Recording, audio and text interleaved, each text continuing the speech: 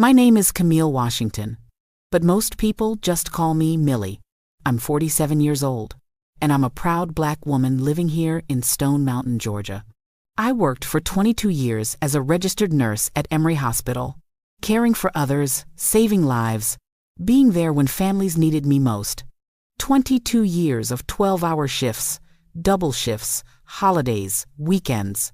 22 years of holding hands with dying patients, celebrating with new mothers, running code blues in the middle of the night. But you know what? While I was busy taking care of everyone else, I never stopped to realize that my own life, my own marriage, was falling apart right under my nose. And the worst part? I had to pretend I was leaving town just to discover the truth. I told my husband I was going on a trip to test him. I said I'd be gone for a whole week, but when I came back secretly, just 2 days later, Lord have mercy. What I found in my own house, in my own bed, with my own husband, it shattered me into a million pieces. The man I trusted for 25 years was living a completely different life the moment I walked out that door. And y'all, I mean completely different. Another woman, in my house, wearing my robe, sleeping in my bed, eating at my table, living my life like I didn't even exist. Like 25 years of marriage meant absolutely nothing. If you're settling in to hear my story, please hit that like button right now. It helps this old nurse's heart know that somebody out there is listening. Subscribe to this channel, because I promise you, my story will make you think twice about who you trust. And baby, tell me in the comments, where in this big, beautiful world are you watching from? What time is it where you are? Are you watching this at work, on your lunch break? Late at night when you can't sleep? I want to know who's out there, keeping me company as I share the most painful chapter of my life. Because honestly, telling this story still hurts. Even now, even after everything, it still hurts to say these words out loud. I was born right here in Atlanta, Georgia, in 1978. Grew up in the West End, back when it was still a tight-knit Black community, where everybody knew everybody. My mama, Patricia, she owned a beauty salon on Cascade Road, Pat's Perfect Cuts, it was called. That woman could do any hairstyle you could dream of. Relaxers, press, and curls, braids, weaves, locks. She had magic in her hands. My daddy, James, he worked at Delta Airlines for 35 years. Started out on the tarmac loading luggage and worked his way up to supervisor. He was so proud of that job, wore his Delta uniform like it was a tuxedo. There were 4 of us kids.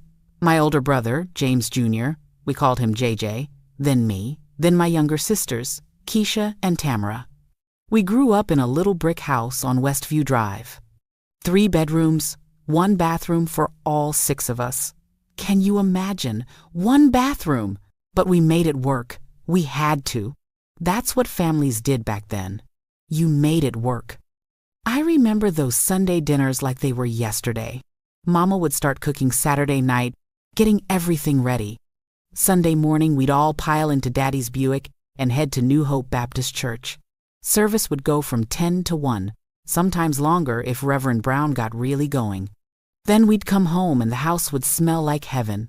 Fried chicken, collard greens with ham hocks, macaroni and cheese, cornbread, candied yams, potato salad, sweet tea so sweet it could make your teeth hurt, and peach cobbler with vanilla ice cream for dessert. The whole family would come over. My grandmama, Big Mama, we called her, she lived with my aunt down the street. She'd come over with her famous pound cake. My uncles, my cousins, everybody.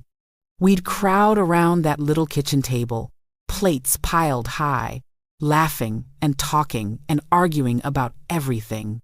Politics, sports, who made the best greens. The TV would be on in the background, playing the Falcons game or whatever was on. It was loud and chaotic and absolutely perfect. Big Mama, she was the matriarch of our family. That woman was strong as steel. She'd grown up in rural Alabama during segregation, picked cotton as a child, lived through things I can't even imagine. She taught me what real strength looked like.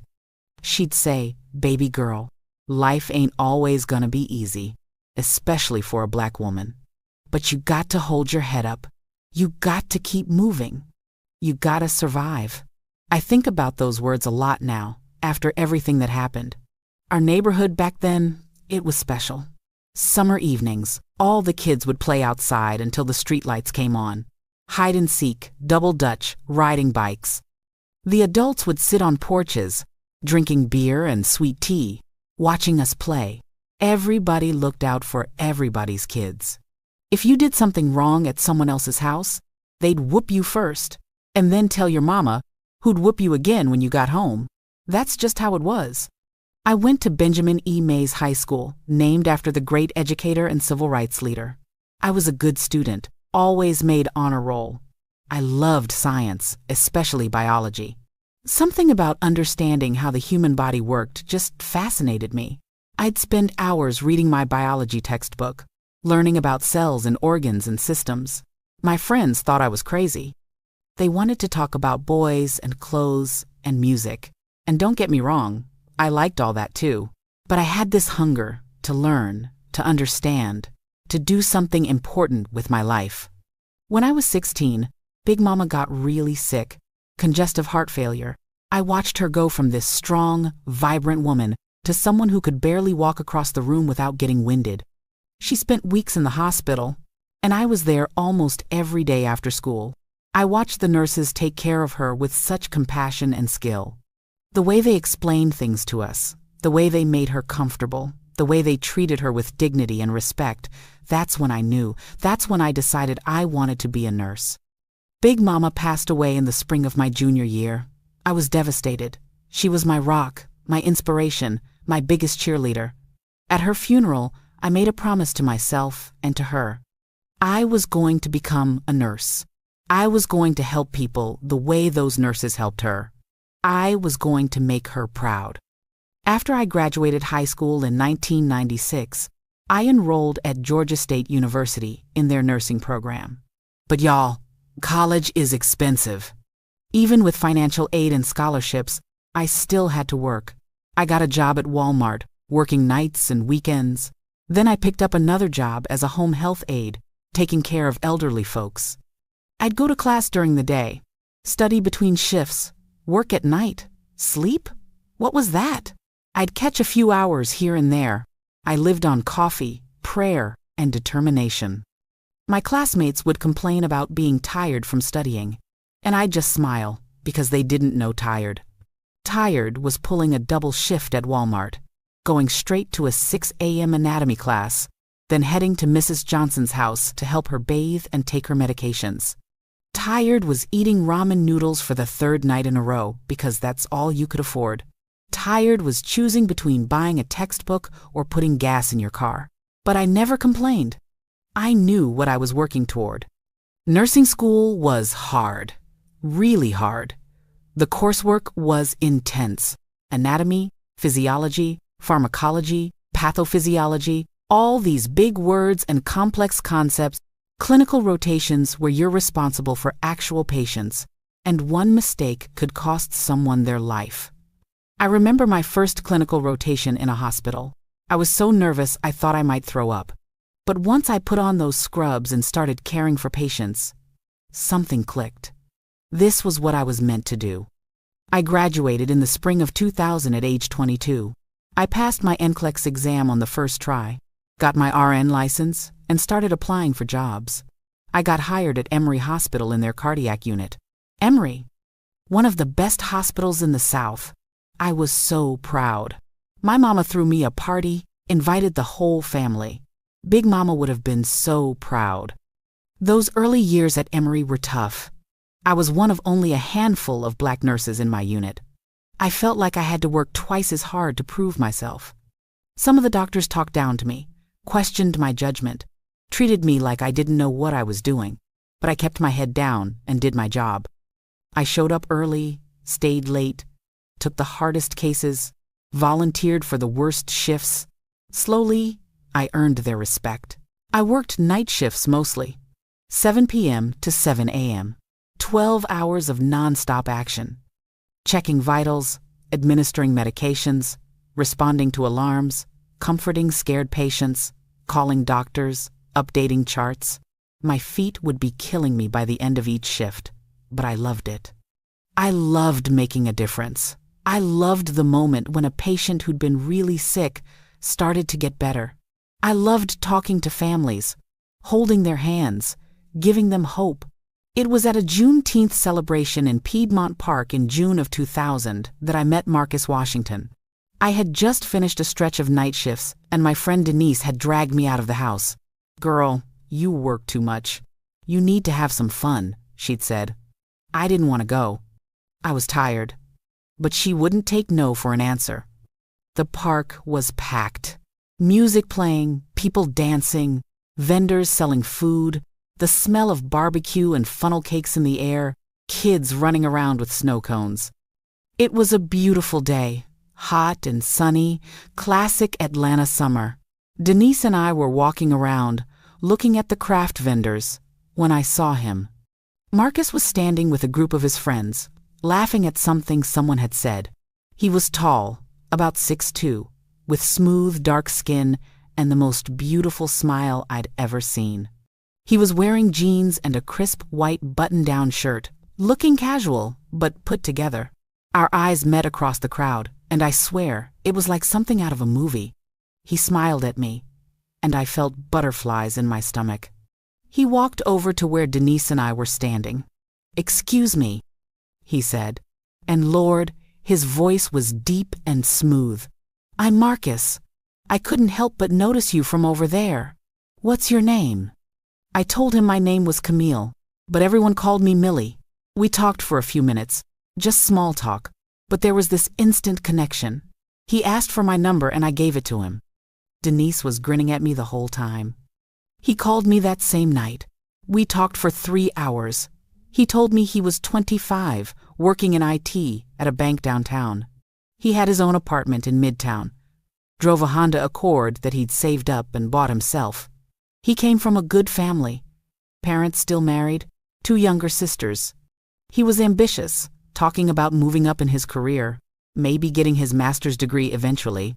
He asked about me, about nursing school, about my dreams. He actually listened when I talked. Really listened. Our first date was the following weekend. He took me to the Varsity, that famous Atlanta institution.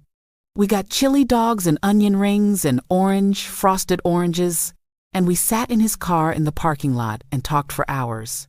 He was funny, making me laugh until my sides hurt. He was thoughtful, asking questions about my family, my job, my life. He was respectful, a perfect gentleman. When he dropped me off at my apartment that night, he walked me to the door and gave me a kiss on the cheek, just the cheek. That impressed me. So many men wanted to rush things, but not Marcus. He was taking his time. We started dating regularly after that. He'd pick me up after my shifts, even the night shifts, just to see me for a few minutes. We'd go to concerts at Chastain Park, sitting on the lawn with a picnic basket, listening to jazz under the stars. We'd go to church together at my family's church, and Mama loved him. "That's a good man, Millie," she'd say. "He's respectful. He's got his head on straight. Don't let that one get away." Daddy approved too, and Daddy didn't approve of anybody easily. Marcus and I would have these long conversations about life, about our dreams and goals. He wanted to build a successful career, buy a house, start a family. I wanted the same things. We talked about how we'd raise our kids, what values we'd teach them, how we'd make sure they had better opportunities than we did. We were building something, planning a future together. He proposed on Christmas Eve, 2001. We'd been dating for a year and a half. He took me to Centennial Olympic Park, where they had all the Christmas lights set up. It was beautiful, magical. We were walking hand in hand, looking at the lights, and suddenly he stopped. He got down on one knee, right there, pulled out a ring, and asked me to marry him. I started crying immediately. Of course I said yes, of course. He was everything I wanted. Smart, ambitious, kind, respectful, family-oriented. He was perfect. We got married on a beautiful spring day in April 2002. The ceremony was at Ebenezer Baptist Church, the historic church where Dr. Martin Luther King Jr. had preached. It felt symbolic, getting married in a place with so much history, so much significance to our people. I wore a white gown that Mama had helped me pick out, with a long train and a veil. Marcus wore a black tuxedo and looked so handsome I could barely stand it. The reception was at a community center in Southwest Atlanta. We had about 200 people there, family, friends, co-workers, church members. We had it catered with real soul food. Fried chicken, barbecue ribs, mac and cheese, collard greens, cornbread, sweet potato pie. There was an open bar with plenty of cold beer. We had a DJ playing old school R&B, and people danced all night. I'm talking about real dancing. Line dancing, stepping, the electric slide. My uncle did the bankhead bounce and nearly threw out his back. It was perfect. It was everything I'd dreamed of. Our honeymoon was in Savannah. We only had 4 days because I couldn't take more time off from the hospital, and Marcus couldn't miss too much work. But those 4 days were beautiful. We stayed at a bed and breakfast in the historic district, walked along River Street, took a ghost tour, ate at amazing restaurants. We talked about our future, about the life we were going to build together. We were so happy, so full of hope and love and possibilities. We started our married life in a small apartment in Decatur. It wasn't much, just a 1-bedroom, but it was ours. We'd come home from work and cook dinner together. He'd tell me about his day, and I'd tell him about mine. We'd watch TV cuddled up on the couch. On weekends, we'd have friends over for game nights or go out to clubs. We were young and in love and building our life. Both of us were working hard, saving money. I was picking up extra shifts at the hospital whenever I could. Marcus was working his way up at the bank, getting promoted, taking on more responsibility. We had a goal. We wanted to buy a house. We wanted to plant roots, build equity, have a place that was really ours. In 2005, we bought our first house. It was in Stone Mountain, a 3-bedroom, 2-bathroom ranch-style home with a big backyard. It needed some work, but it had good bones. We were so excited. I remember the day we got the keys. We walked through that empty house, talking about what we'd do with each room. Which one would be the guest room? Which one would be the office? Which one would be the nursery? The nursery. We were already planning for the children we'd have. We spent months fixing up that house. Marcus and I would work all day at our jobs, then come home and paint walls, refinish floors, hang new light fixtures. My brothers came over to help. His friends pitched in. Slowly, we turned that house into our home. We filled it with African art that we'd collected. Family photos on every wall. My grandmother's quilt that Mama had given me, draped over the couch. It was beautiful. It was ours. We established traditions in that house. Sunday dinners, just like I'd grown up with. We'd invite family over, and I'd cook big meals. Marcus would man the grill in the backyard, making ribs and chicken and burgers. In the fall, we'd host football parties. In the winter, we'd have everyone over for Christmas dinner. Our house became the gathering place for family, and I loved it. I loved feeding people, seeing everyone happy and together. Marcus and I would take trips together. We went to the Essence Festival in New Orleans. We went to family reunions in South Carolina where his family was from. We went to Miami for my 30th birthday. We went to Las Vegas for his. We were living a good life. We had good jobs, a nice house, family around us. Everything seemed perfect. In 2006, we started trying for a baby. We'd been married 4 years. We were in our late 20s, early 30s. It felt like the right time. I went off birth control, and we just figured it would happen naturally. But months went by, and nothing happened. 6 months, 9 months, a year. I started to worry. I went to see a fertility specialist. They ran a bunch of tests on both of us. The doctor said everything looked normal, that sometimes it just takes time. Keep trying, they said. It'll happen. So we kept trying. I started tracking my ovulation, taking my temperature every morning, using ovulation predictor kits. It became almost clinical, scheduled, not spontaneous anymore. And still, nothing. Then, in the spring of 2007, I finally got pregnant. We were so happy, so excited. We told our families. We started shopping for baby things. We painted the third bedroom yellow, neutral because we didn't know if it was a boy or girl, and we wanted it to be a surprise. We bought a crib. We picked out names. Jayla for a girl, Jordan for a boy. I was almost 3 months along when I started bleeding. I was at work, in the middle of my shift, and I felt it. I went to the bathroom and I just knew. I knew something was wrong. I went to the ER, and they did an ultrasound. There was no heartbeat. I'd miscarried. I had to have a D&C procedure to remove the pregnancy tissue. Marcus held my hand through the whole thing. We cried together. We mourned together. The nursery we'd started preparing sat empty, a painful reminder of what we'd lost. I went back to work after a week because I didn't know what else to do. I threw myself into work, trying not to think about the baby that wasn't going to be. We tried again. In 2008, I got pregnant again. This time, we didn't tell anyone. We wanted to wait until we were past the first trimester, past that danger zone. But at 10 weeks, it happened again. More bleeding. Another trip to the ER. Another miscarriage. Another D&C. More tears. More grief.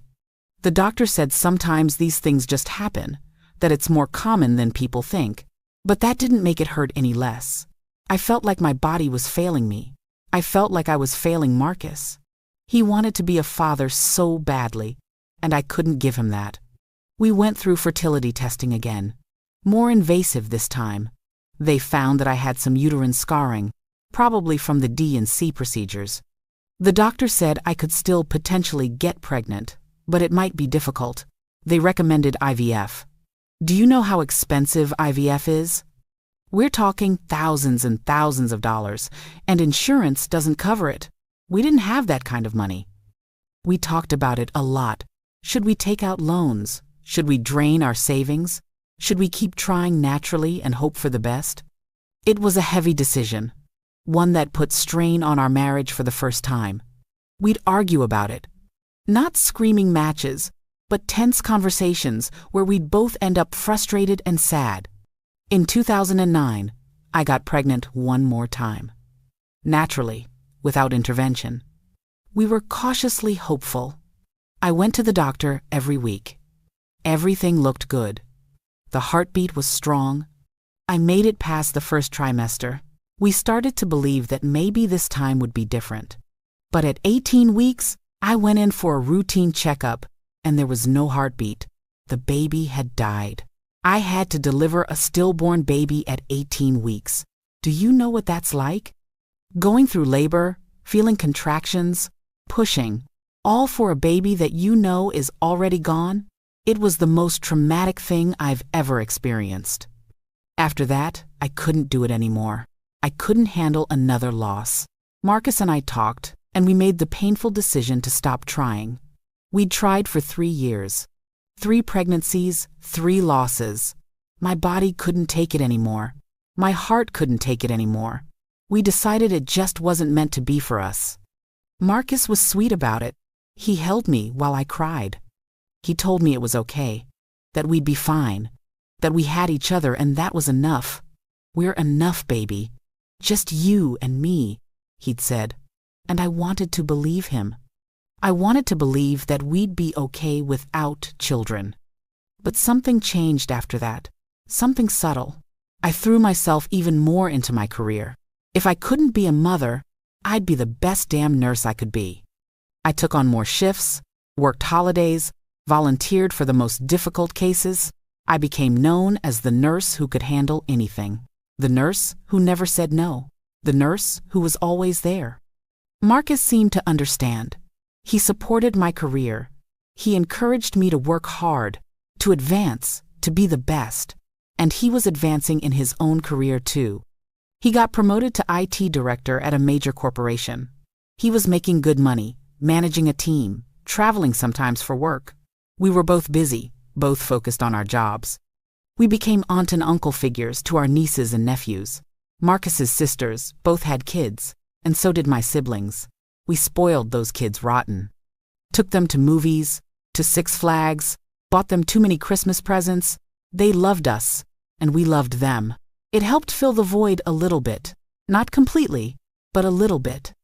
In 2012, I got promoted to charge nurse. It was a big deal. More responsibility, more money.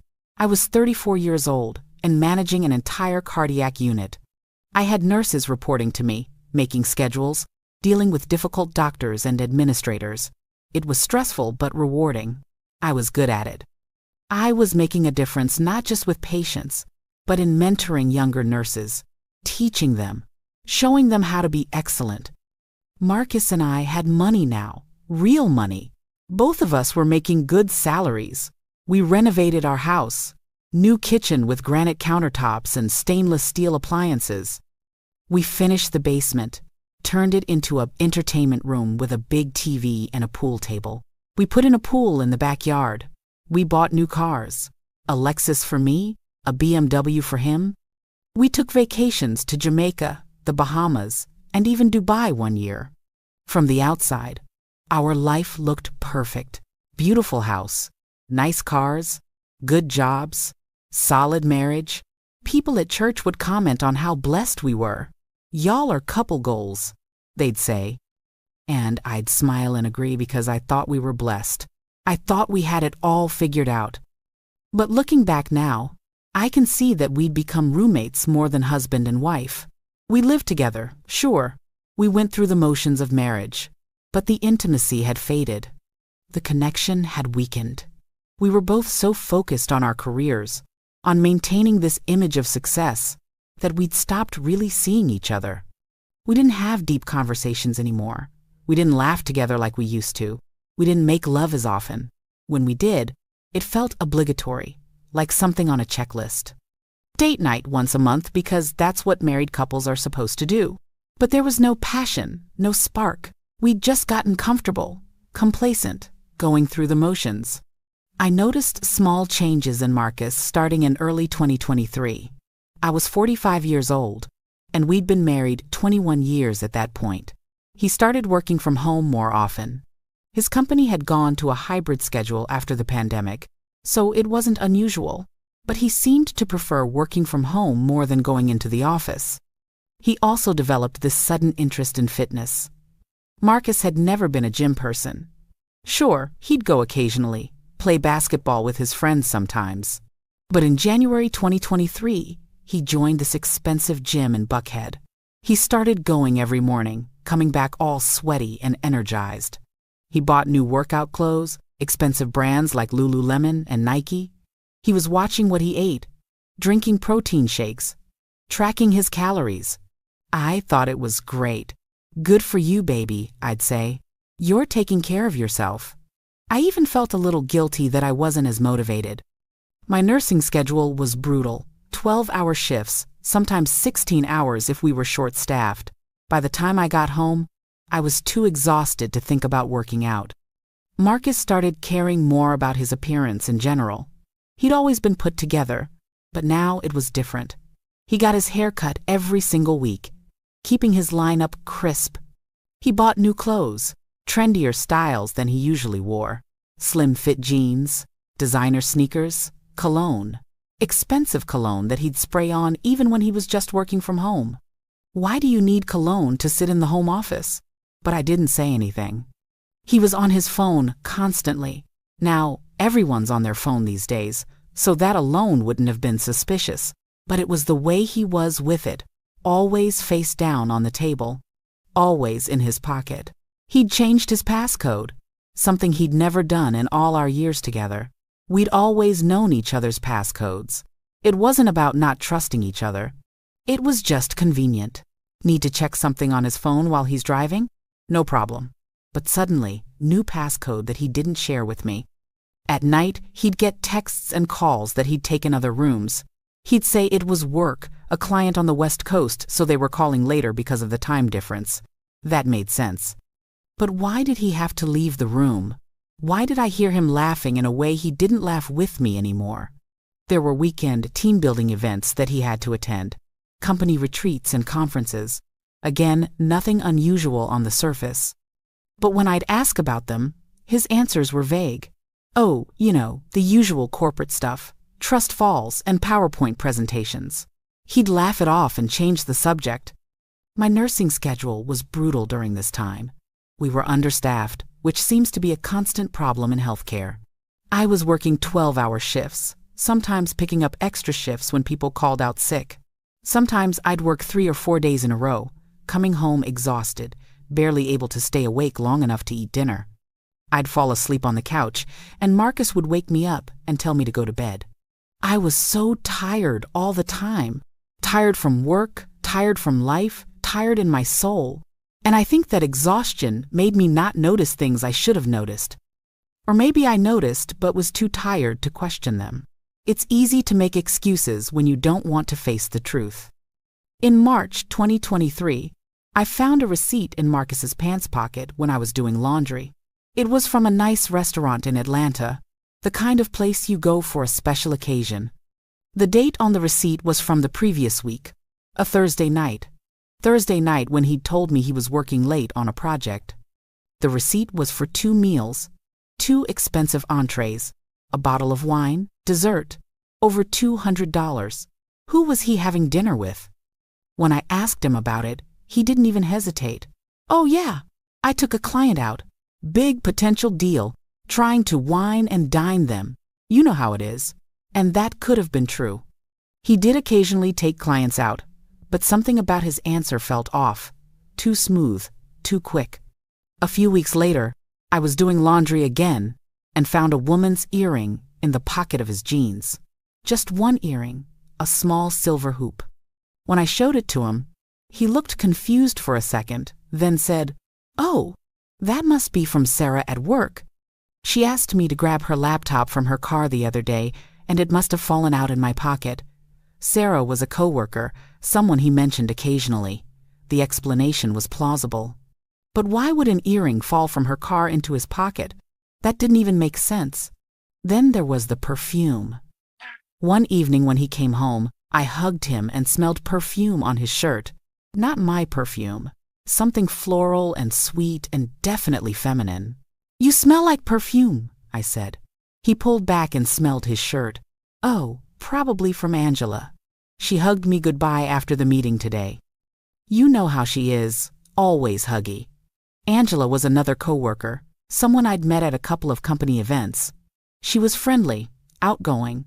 The explanation was reasonable, but the perfume was strong, like he'd been close to whoever was wearing it for a long time. I started paying more attention, looking at his credit card statements when they came in the mail. There were charges to hotels in Atlanta. We live in Stone Mountain, which is like 30 minutes from downtown Atlanta. Why would he need a hotel? "Client meeting ran late. I was too tired to drive home, so I got a room," he'd explained. Or, "Conference was downtown. Easier to just stay there than commute back and forth." There were charges to stores I'd never heard of. Expensive stores, designer stores. "What's this charge for $300 at Saks Fifth Avenue?" I asked once. "Oh, I bought you a present. For your birthday next month." Don't spoil the surprise. But when my birthday came, the present he gave me was a nice sweater that definitely didn't cost $300. His sister Denise called me one day in April. We were chatting, catching up, and she mentioned a family dinner they'd had the previous Sunday. "It was so nice. Wish you could have been there." "But Marcus said you were working." I wasn't working that Sunday.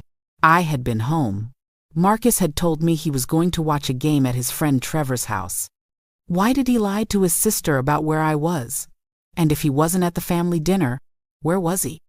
I started to feel crazy, like I was being paranoid and suspicious for no reason. Marcus had never given me a reason not to trust him in 21 years of marriage.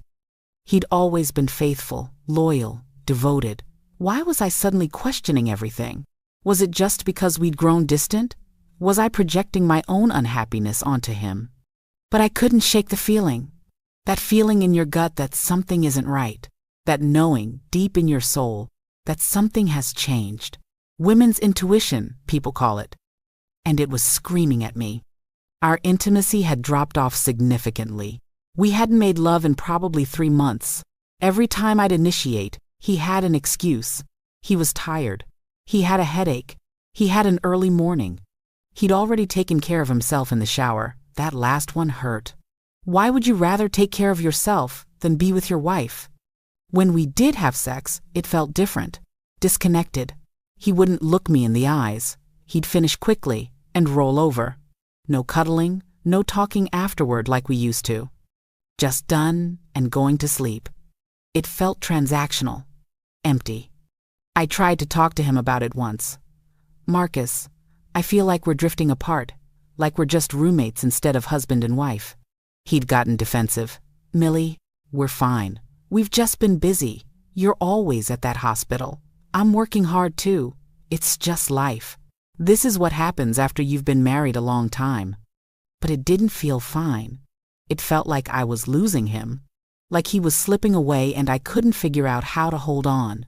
I suggested marriage counseling. He shut that down immediately. We don't need counseling. We're not those people. We can figure this out ourselves.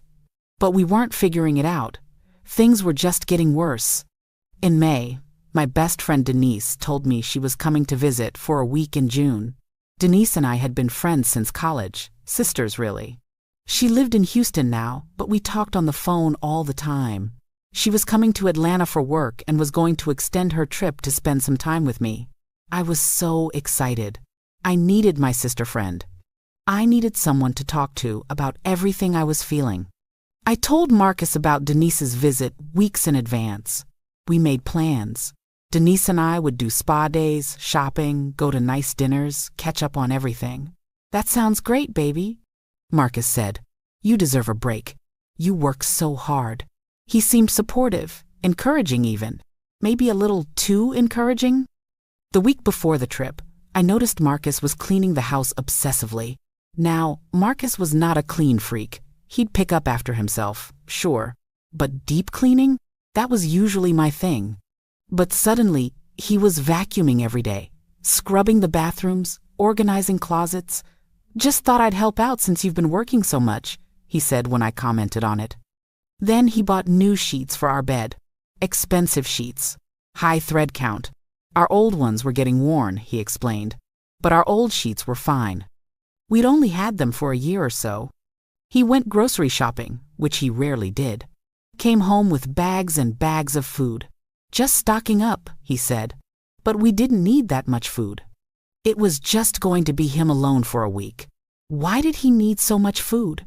The night before my trip, I couldn't sleep. I lay in bed next to Marcus, listening to him snore, and that voice in my gut was louder than ever. Something was wrong. Something was very wrong. I thought about all the little things that had been adding up over the past few months. The phone calls, the receipts, the new clothes, the gym, the perfume, the distance between us. And suddenly, I had a thought. A terrible, frightening thought. What if the reason Marcus was so happy about me leaving wasn't because he wanted me to have a good time? What if it was because he wanted me gone? What if he had plans? Plans that involved someone else? I got up and went to the bathroom, my heart pounding. I looked at myself in the mirror, 45 years old. Still looked good for my age, but tired, so tired, working myself to death at that hospital. When was the last time I'd dressed up, put on makeup for no reason? Felt beautiful? I'd let myself go, not in terms of weight or anything like that, but in terms of caring. I'd stopped trying because what was the point? Marcus wasn't looking at me anyway. But maybe Marcus was looking at someone else. That thought hit me like a punch to the chest. I gripped the bathroom counter, feeling like I might be sick. Was my husband cheating on me? After 21 years of marriage, was he really having an affair? I went back to bed but didn't sleep. I just stared at the ceiling, my mind racing. By the time the sun came up, I'd made a decision. I was going to test him. I was going to pretend to leave for the week with Denise, but I was going to come back early, secretly, I was going to find out the truth, whatever it was. Friday morning came. June 2nd, 2023. A date that's burned into my memory forever. I got up and showered, trying to act normal.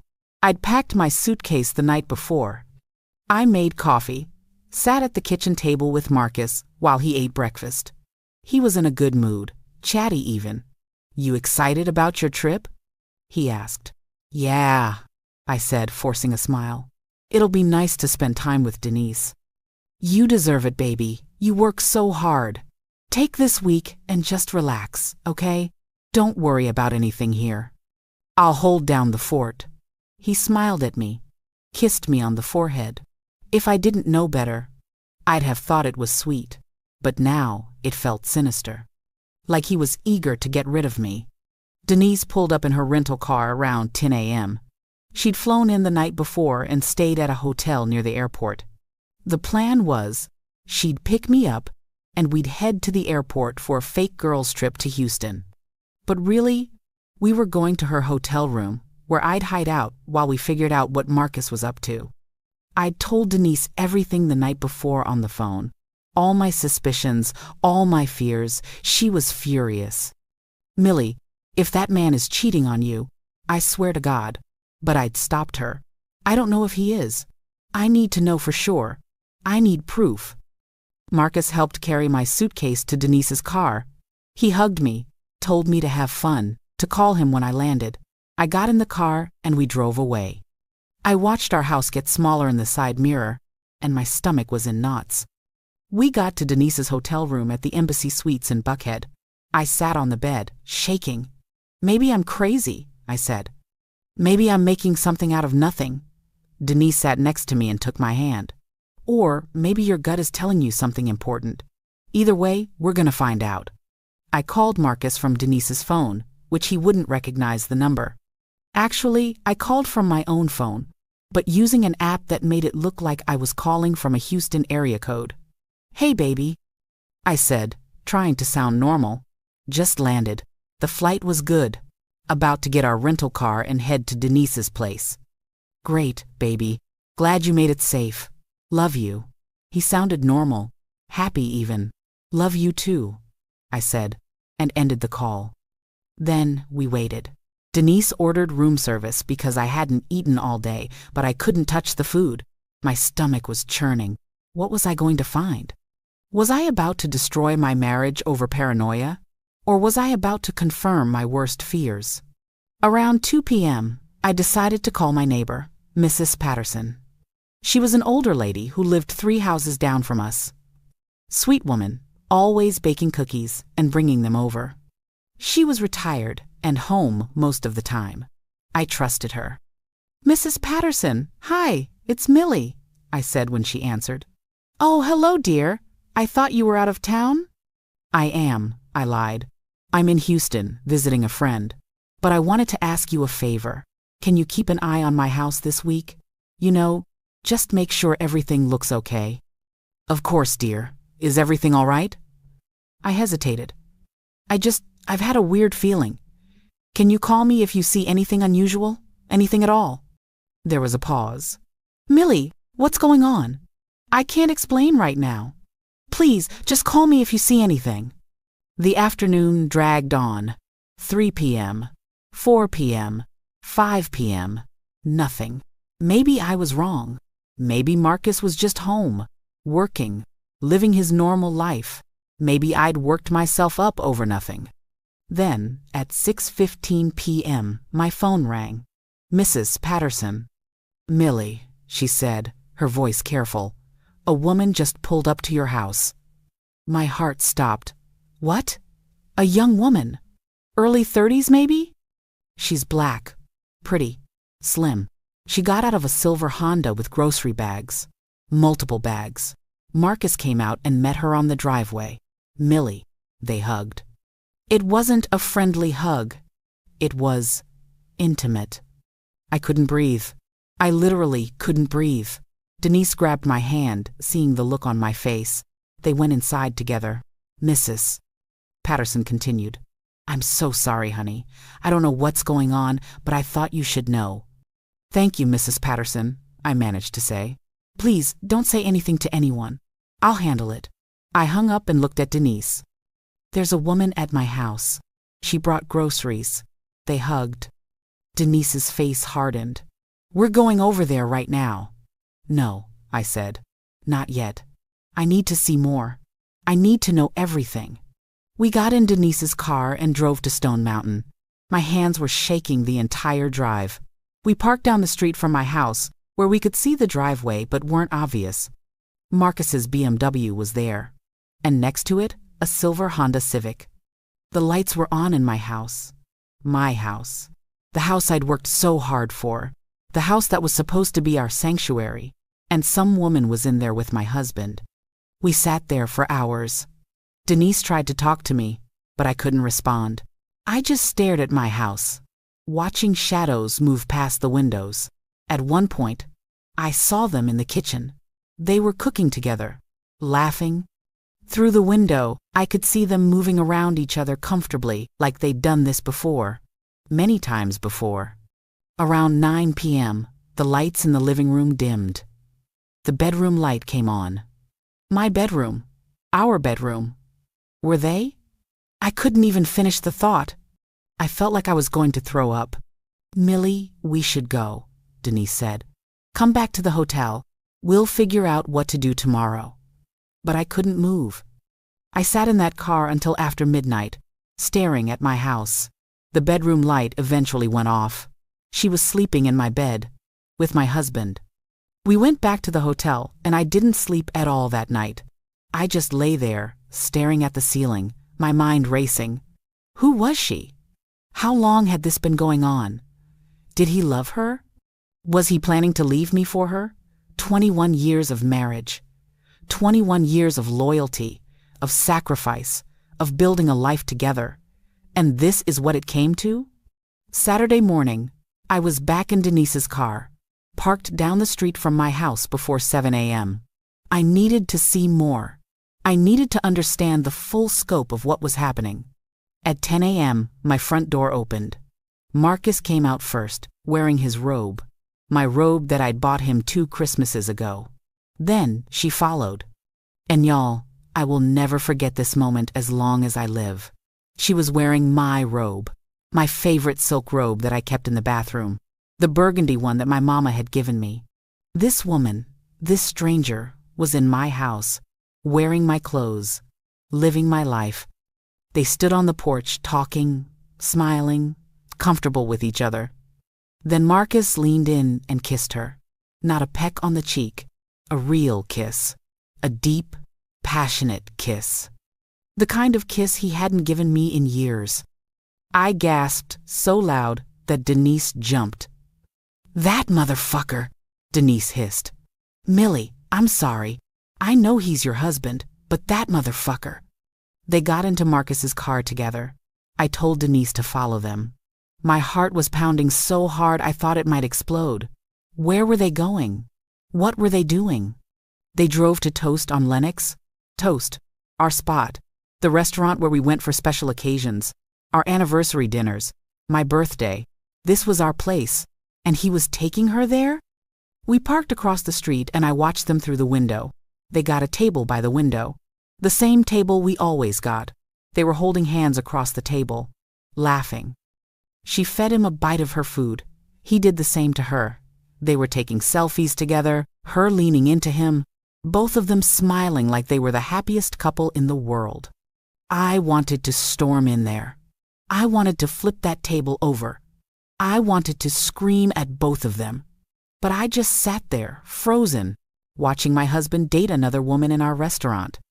After brunch, they went to Target. Target! They were shopping together like a normal couple.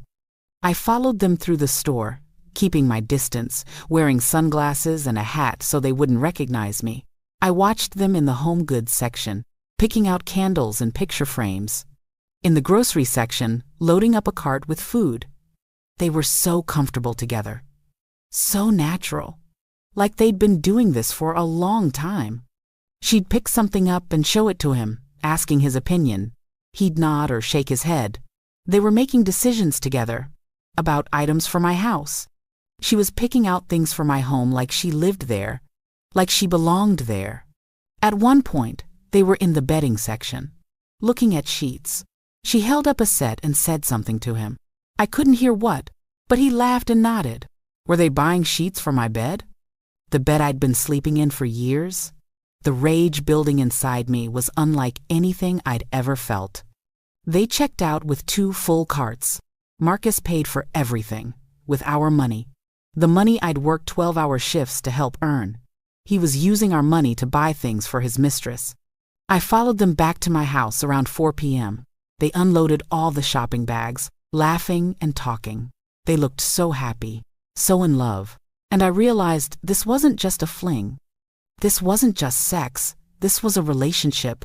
A real relationship. I couldn't take it anymore. I called Marcus from Denise's phone. He answered on the 3rd ring. Hello? He sounded happy, relaxed.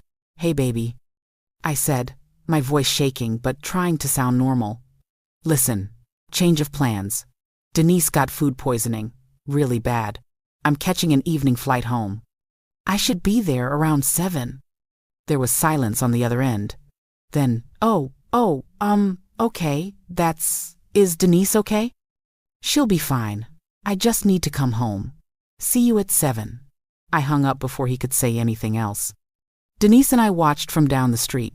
Within 15 minutes, that woman came rushing out of my house. She was throwing bags into her car, moving fast, looking stressed. Marcus came out too, talking to her, touching her arm. They had a quick conversation, then she got in her car and drove off. Marcus stood in the driveway for a minute, running his hands through his hair, looking stressed. Good. I hoped he was panicking. I hoped he was terrified. He deserved to be. We waited an hour. I wanted to give him time to clean up, to try to erase the evidence of what he'd been doing. I wanted him to think he'd gotten away with it, that he'd covered his tracks. And then I wanted to destroy him with the truth. At 7 p.m. exactly, I pulled into my driveway. The sun was setting, casting long shadows across the yard I'd helped landscape, the house I'd helped buy, my home that had been violated. I walked up to the door and opened it with my key. Music was playing, something smooth and jazzy. The house smelled like cleaning products and air freshener. Too much air freshener, like he was trying to cover something up. But underneath it, I could still smell perfume. Her perfume. Marcus was in the kitchen, cooking. He spun around when he heard me come in. A big smile on his face, too big, too enthusiastic. Hey, baby, welcome home early. His voice was too loud, too cheerful, overcompensating. Hey, I said, setting my suitcase down. I looked around. The house was immaculate, spotless, like he'd spent hours cleaning. What are you cooking? Your favorite. Smothered chicken, mac and cheese, collard greens, cornbread. Figured I'd make you a nice welcome home dinner. Marcus never cooked.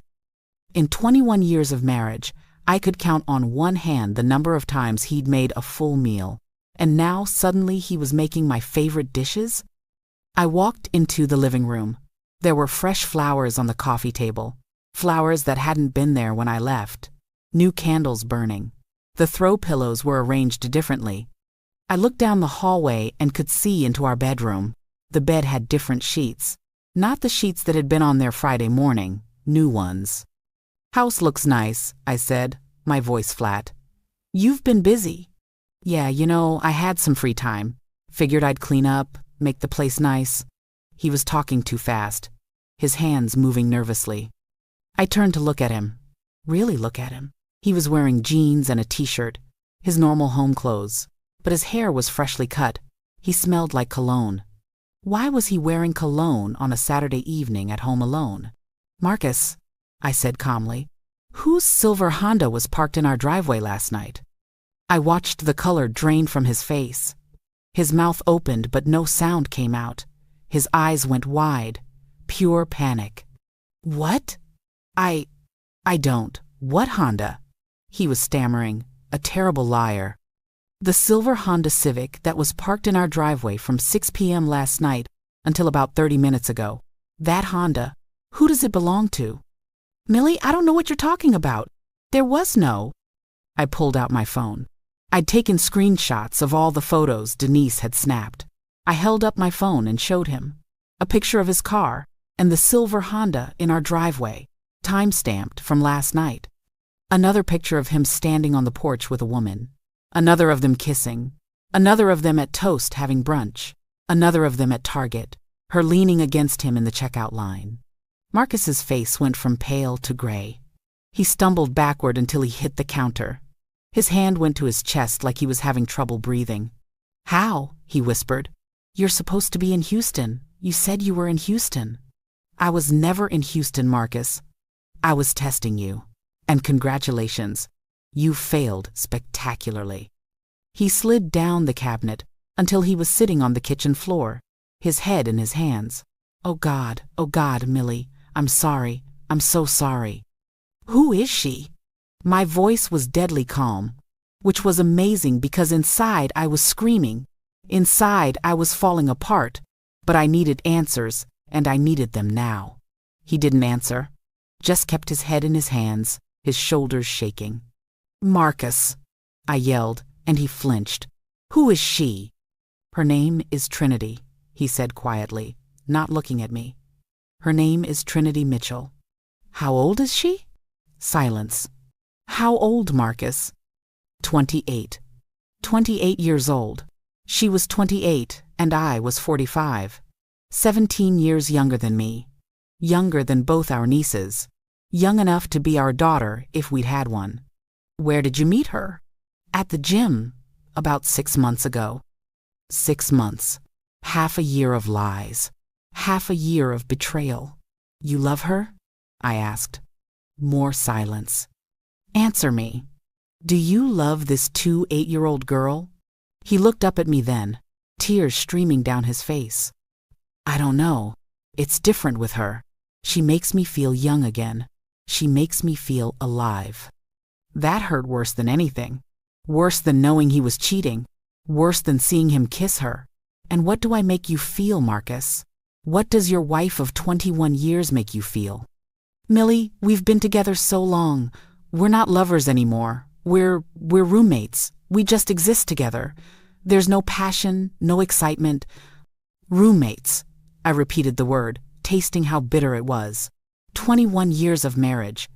21 years of me working my ass off, supporting you, building this life with you, standing by you through everything. And I'm just a roommate to you? I didn't mean it like that. How many times has she been here? In our house? He looked down. At least 15 times. Maybe more. When? When was she here? Whenever you worked night shifts, or long shifts, when I knew you wouldn't be home until late or the next morning.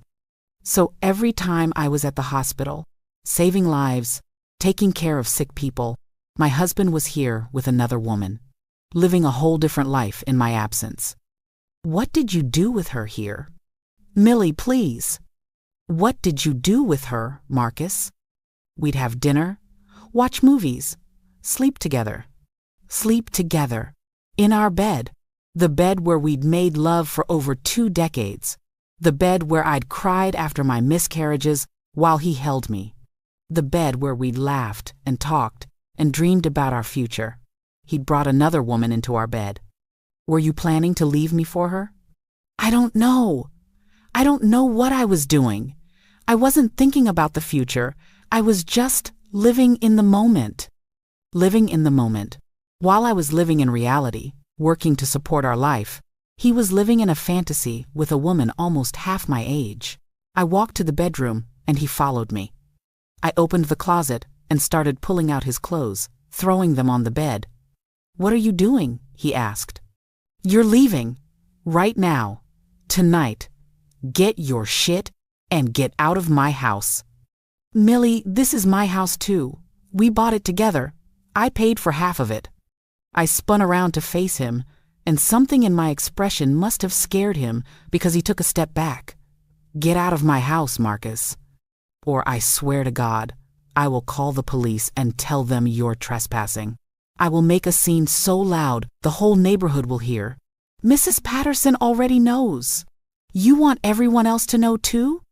You want your mother to know? Your sisters? Your job? He stood there for a moment, looking like he might argue. Then he grabbed a suitcase from the closet and started throwing clothes into it. He packed quickly, haphazardly, grabbed his toiletries from the bathroom, his laptop from the office. "Where am I supposed to go?" he asked. "I don't give a damn where you go. Call your little girlfriend. I'm sure she'll take you in. Or go to your brother's. Just get out." He walked to the front door, suitcase in hand. He turned back to look at me. "Millie, I'm sorry. I really am. I made a huge mistake. I never meant to hurt you." "But you did hurt me, Marcus. You destroyed me. Now get out." He left. I stood at the door and watched him load his suitcase into his car. Watched him sit in the driver's seat for a minute, his head on the steering wheel. Then he started the car and drove away. The man I'd spent more than half my life with, the man I'd trusted completely, gone. I closed the door, locked it, and then I fell apart. I slid down to the floor and sobbed. Deep, gut-wrenching sobs that came from my soul.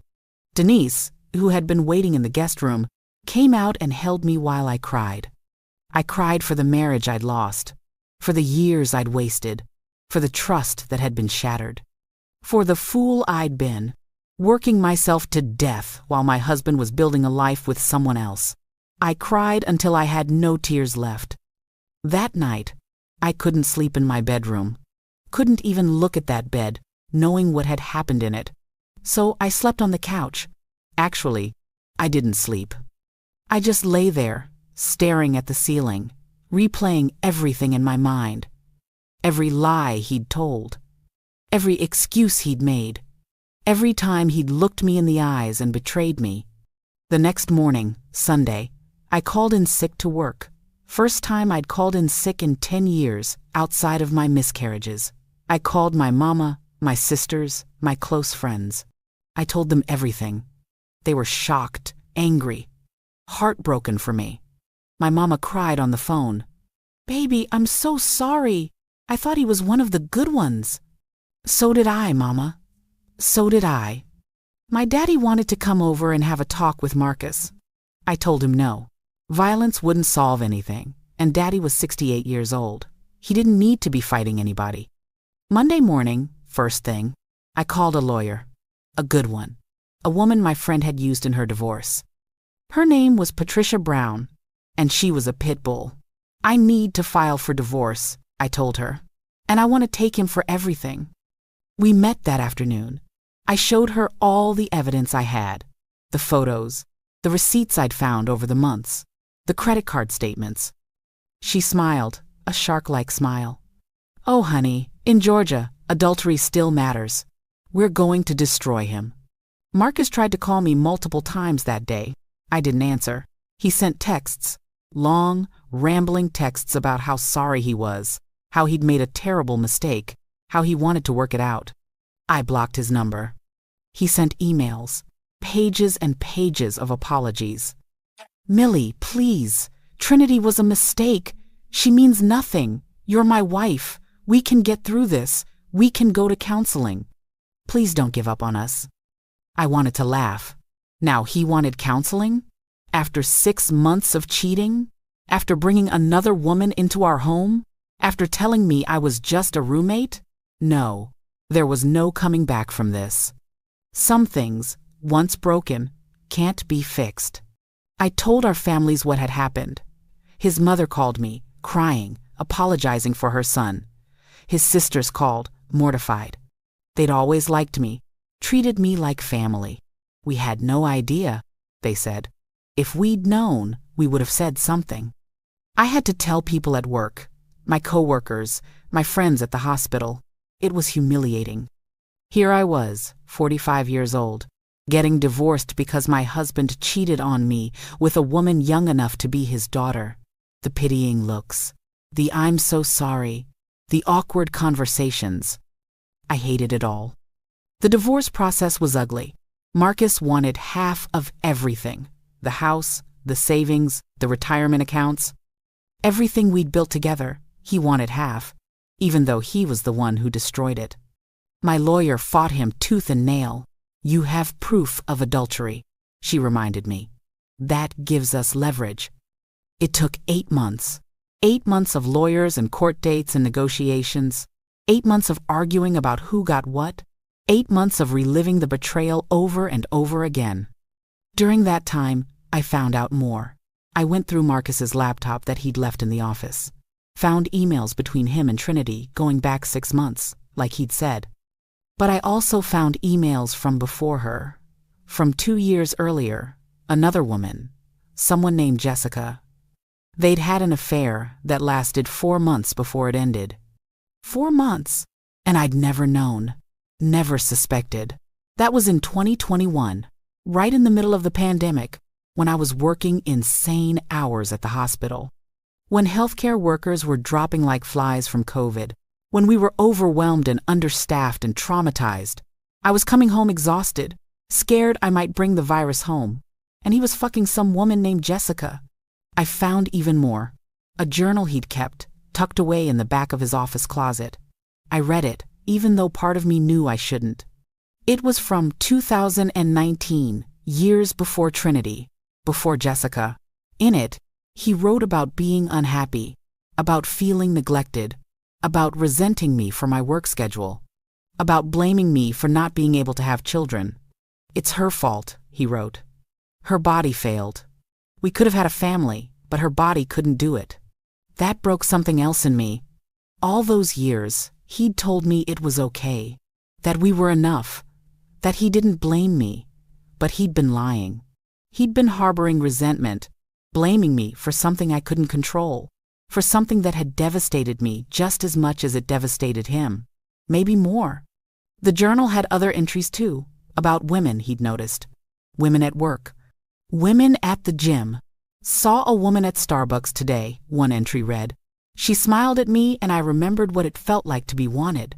This was from 2019.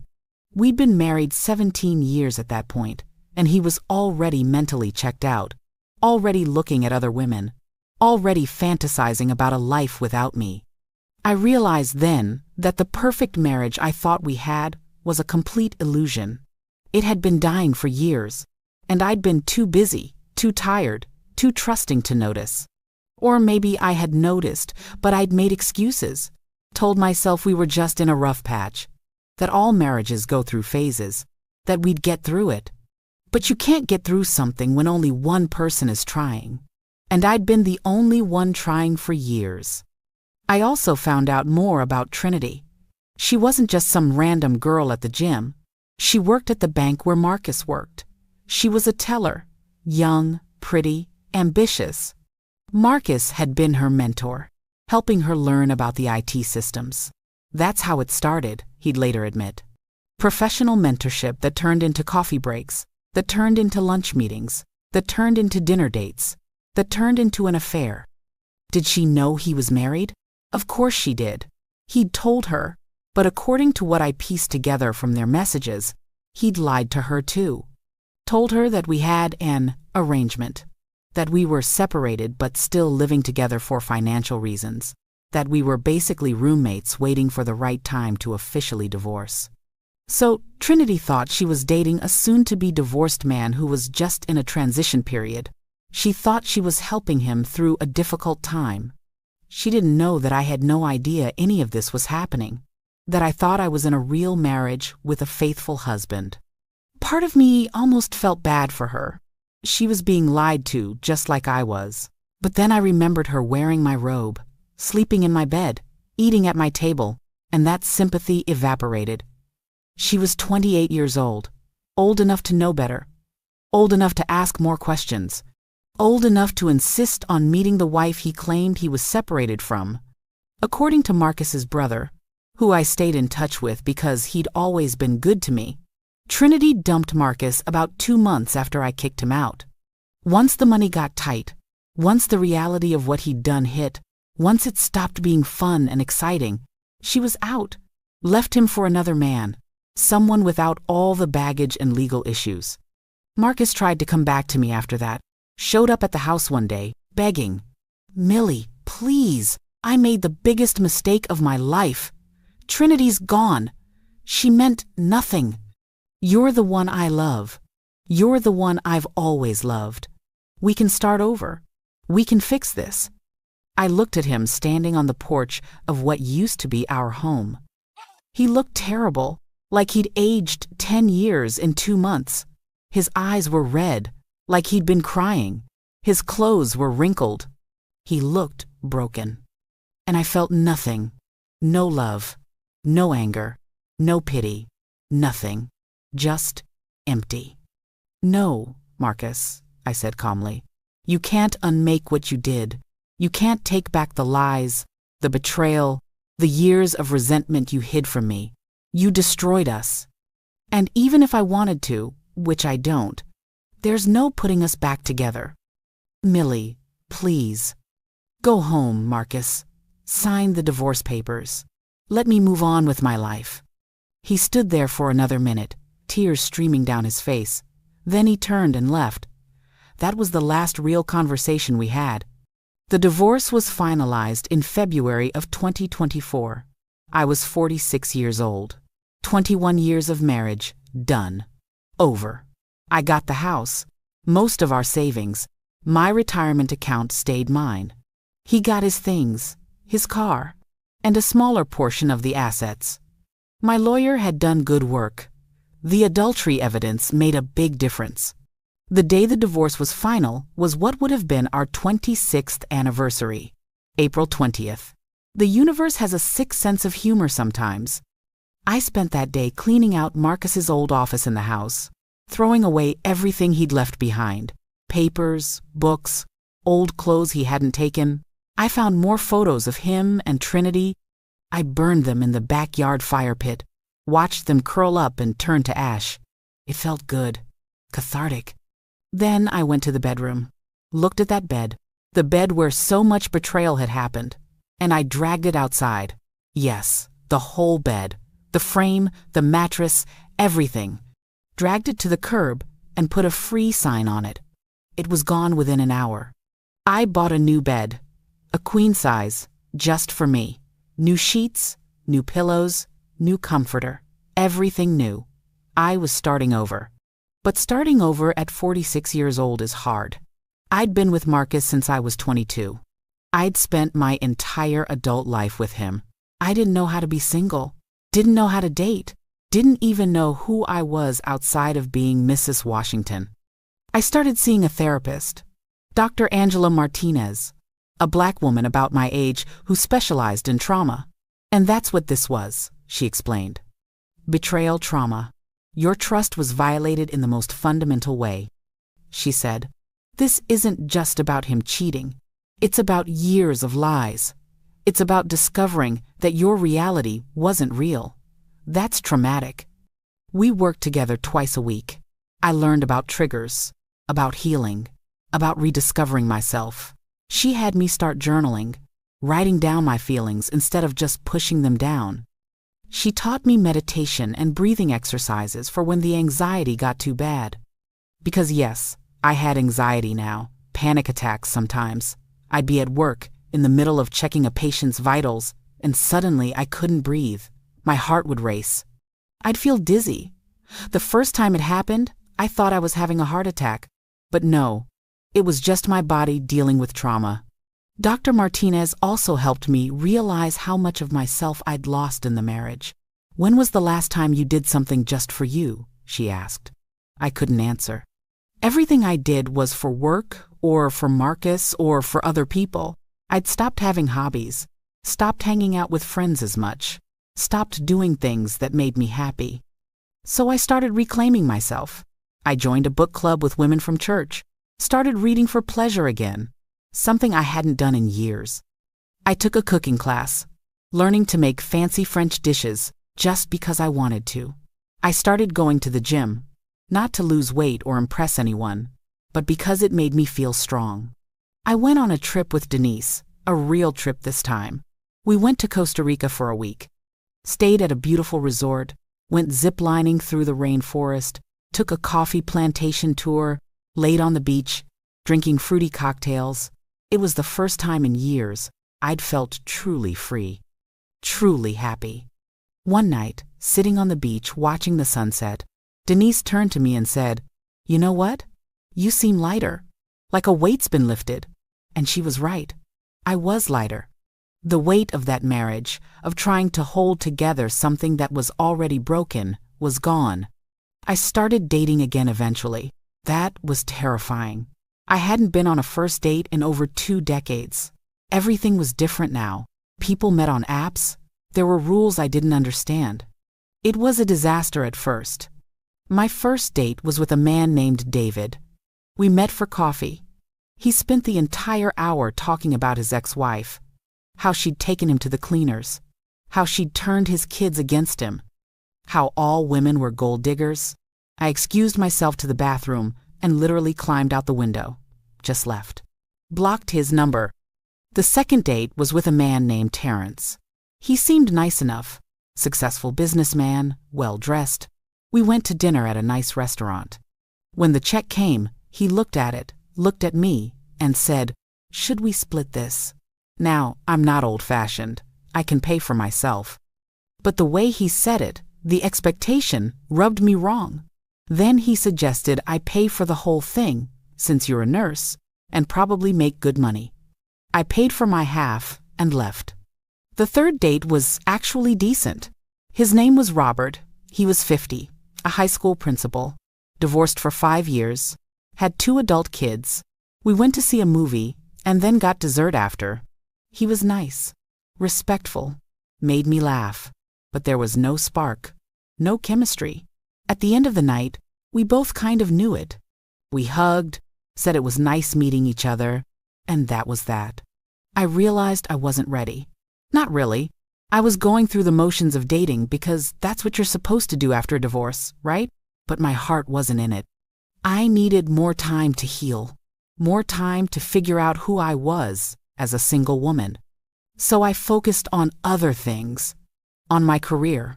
I'd been at Emory for over 20 years at this point. I was good at my job, respected, valued. In the spring of 2024, I learned about travel nursing. Nurses who take short-term contracts all over the country, usually 13 weeks at a time. The pay is significantly better than staff positions, and you get to see new places. I applied and got accepted with an agency. My first assignment was in Sacramento, California, for 13 weeks. I rented out my house in Stone Mountain to a nice couple, packed 2 suitcases, and flew across the country. At 46 years old, I was starting an adventure. California was amazing. Different from Georgia in every way. The weather, the culture, the people. I worked at a hospital in downtown Sacramento, met nurses from all over the world, explored the city on my days off. I drove to San Francisco one weekend, walked across the Golden Gate Bridge, ate the best dim sum I'd ever had in Chinatown. After California, I took an assignment in Phoenix, Arizona, then one in Denver, Colorado, then Portland, Oregon. I was living out of suitcases, working in different hospitals, seeing the country, and I loved it. I felt free in a way I'd never felt before. I made more money than I'd ever made. Travel nurses get paid well. Plus, they provide housing or a housing stipend. I was saving money, paying down debt, building up my retirement account. For the first time in my life, I was financially independent. I didn't need anyone else. I could take care of myself. I met so many interesting people, other travel nurses with stories of their own, patients from all walks of life. I saw poverty and wealth, sickness and healing, despair and hope. It reminded me why I became a nurse in the first place, to help people, to make a difference. I also had casual relationships, nothing serious, just companionship. In California, I dated a firefighter named Miguel for a few weeks.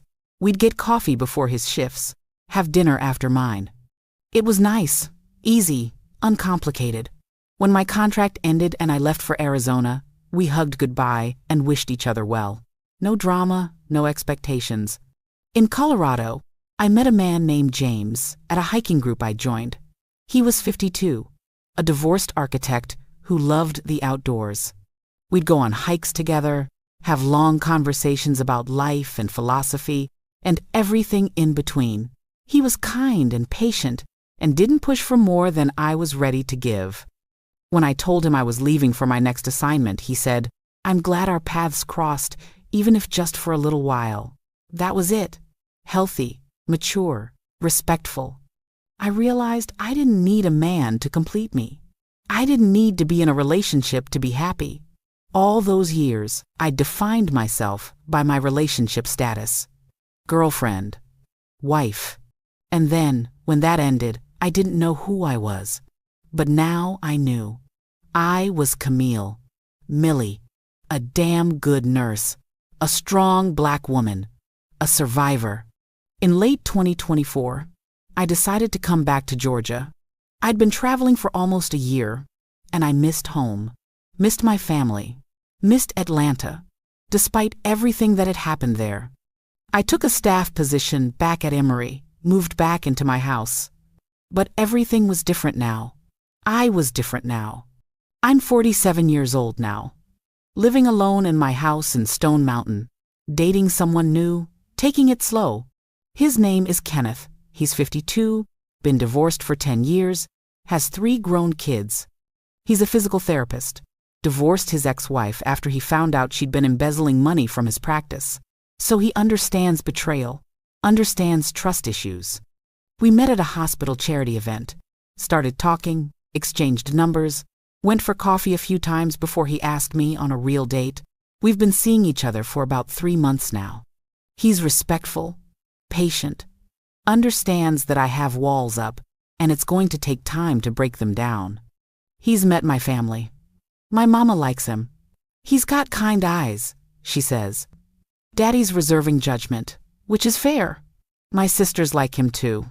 He integrates well with my people, which matters to me.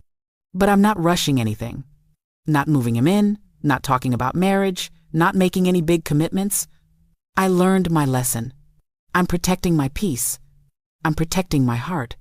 And if he's the right one, he'll understand that. He'll be patient. And if he's not, well, I'll be fine on my own. I saw Marcus a few months ago at a mutual friend's funeral. Someone from our old church passed away, and we were both there. He looked older, tired. He's living in an apartment in Decatur now, working the same job, dating someone new, I heard. Another young woman, because apparently he didn't learn his lesson either. He tried to talk to me at the reception. Came over while I was getting punch. "Hey, Millie, how are you?" "I'm well, Marcus. You?" "I'm okay. You look good. Really good." I did look good. I'd lost some weight from all the hiking and outdoor activities I'd been doing. I was taking care of myself, eating better, sleeping better. I looked healthy and happy because I was healthy and happy. "Thanks. Take care of yourself, Marcus." I walked away. Didn't engage further. Didn't need to. He's part of my past, and I've made peace with that. A few weeks later, he sent me a text from a new number I hadn't blocked. "Millie, I just want you to know that I'm sorry for everything. You deserved better than what I gave you. I hope you're happy." I stared at that text for a long time. Part of me wanted to respond with anger, with all the hurt and pain he'd caused. But what would be the point? He knew what he did. He'd have to live with that. So I just responded, "I forgive you, Marcus. Not for you, but for me. So I can fully move forward. I wish you well." And I meant it. I do forgive him. Not because what he did was okay. Not because it didn't destroy me. But because holding on to that anger, that resentment, that pain, it was only hurting me. It was keeping me stuck in the past. Forgiveness doesn't mean forgetting. It doesn't mean what he did was acceptable. It means I'm choosing to release the hold it has on me. I'm choosing freedom. So here I am now, 47 years old, single, childless, but happy.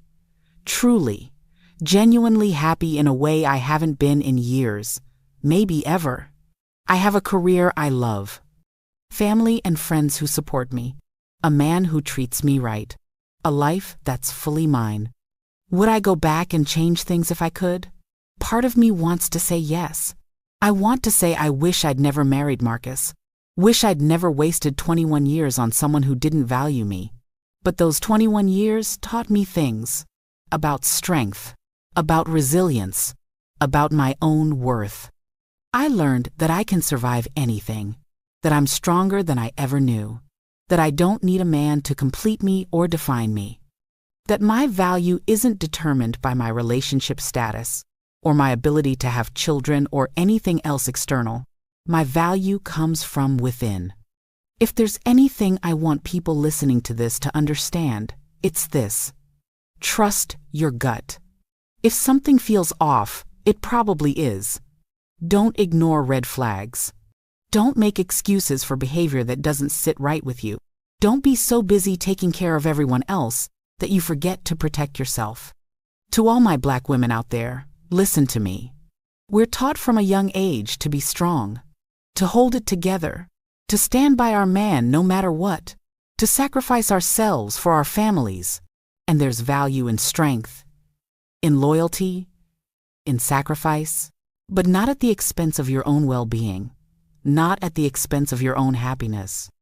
There's a difference between standing by your man and standing still while he destroys you. Know the difference. A real man, a good man, won't make you a detective, won't make you question your sanity, won't make you feel like you're crazy for having suspicions. A real man will be transparent, will make you feel secure, will show you, not just tell you, that you're valued. And to anybody going through this right now, the betrayal, the divorce, the heartbreak, the starting over, I promise you there's life on the other side of this pain. Better life, peaceful life, real life. It doesn't feel like it now. Right now, it feels like you're drowning, like you'll never be okay again, like you've wasted so much time on someone who didn't deserve it. But you will survive this. You will heal.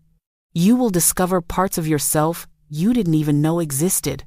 You will laugh again, love again, if you choose to. Live again in ways you never thought possible. You will wake up one morning and realize you haven't thought about them all day, and that's when you'll know you've made it through. I thought my life was over when I discovered Marcus's betrayal, when I saw him with that woman in our house, in our bed, living our life like I didn't exist. I thought 45 was too old to start over, too old to be single, too old to rebuild. But I was wrong. 45 wasn't too old. It wasn't an ending. It was a beginning. The beginning of my real life. The life I was meant to live. Not as somebody's wife. Not as somebody's anything. Just as me, Camille, Millie. And that's been the most freeing realization of all.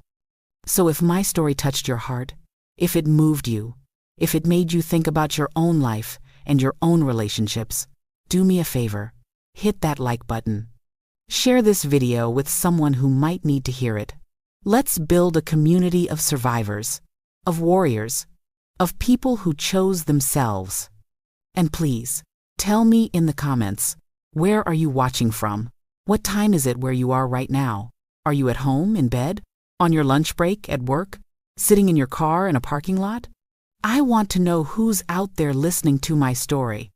Have you ever had to test someone you loved? Did you find what you hoped to find, or what you feared you'd find? Have you survived betrayal? How did you heal?